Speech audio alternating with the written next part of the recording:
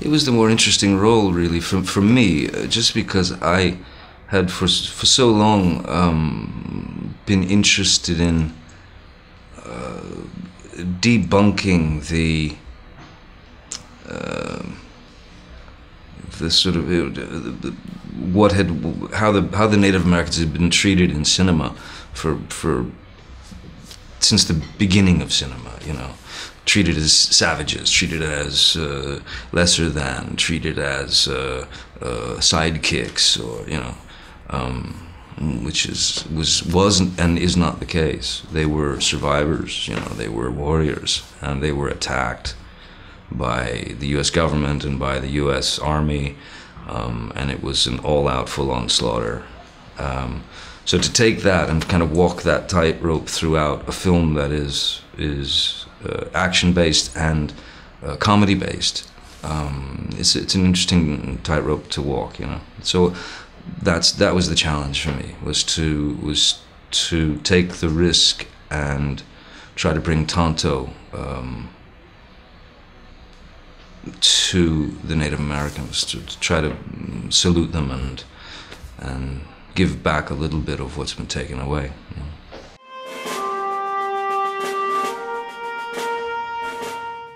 I had help. I was working on this film I did called The Rum Diary, and the Lone Ranger was just sort of, the idea of Tonto was spinning around in my head, you know, and my great friend and brilliant makeup artist Joel Harlow and I were sort of looking at images on the internet, and of warriors, and we found there was this one painting that struck us both, where the man was, the warrior was split in quarters by straight black lines. And I thought, wow, that's interesting, because if you're looking at this guy, you're almost like, it's as if you're seeing each section of his personality, from the tragic, damaged youth to the current day warrior, and you know, the hurt from that youth, and so the various sides of his personality, I thought. And then there was a bird flying behind his head, and my eyes thought that the bird was on his head, which it wasn't. But then we decided to put the bird on top, and so we took these photographs on a weekend during the Rum Diary. I went back to Los Angeles and showed them to Jerry, and then we took them to Disney, and that's when they said,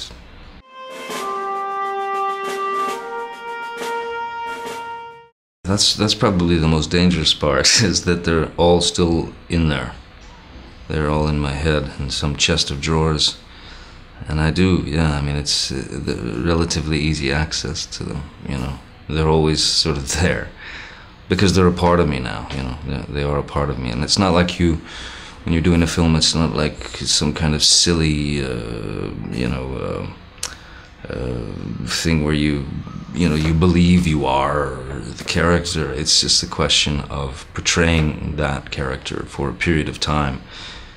And you realize that throughout the day, which add up to weeks and add up to months, that for a period of time, 6 or 7 months, you've been that character for the majority of the day.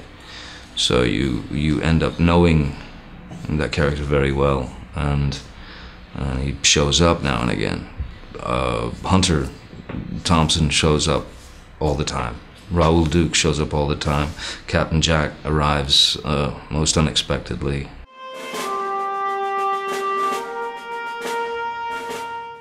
I suppose somewhere along the line it is, every number's, you know, important, you know.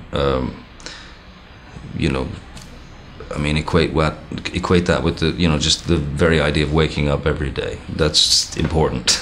So 50 for me was really just another number, you know. It's another decade down, you know. Do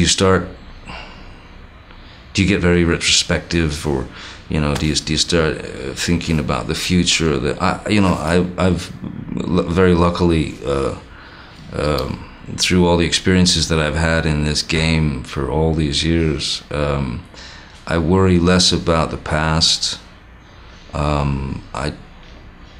try not to think about tomorrow or the future or anything. You know, I would rather live now and teach my kids how to live now and experience what they're experiencing in the moment.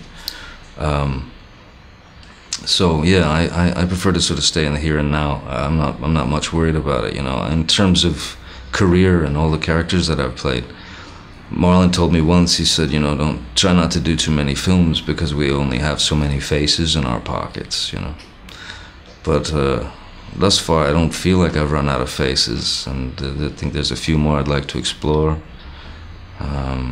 But I don't know fully if I want to do this for all that much longer, really. You know, I think there are other things out there in life that should be explored and experienced for me, you know. So I may take a bit of a break, I may drop out, I don't know what's gonna happen, you know, but either way, it's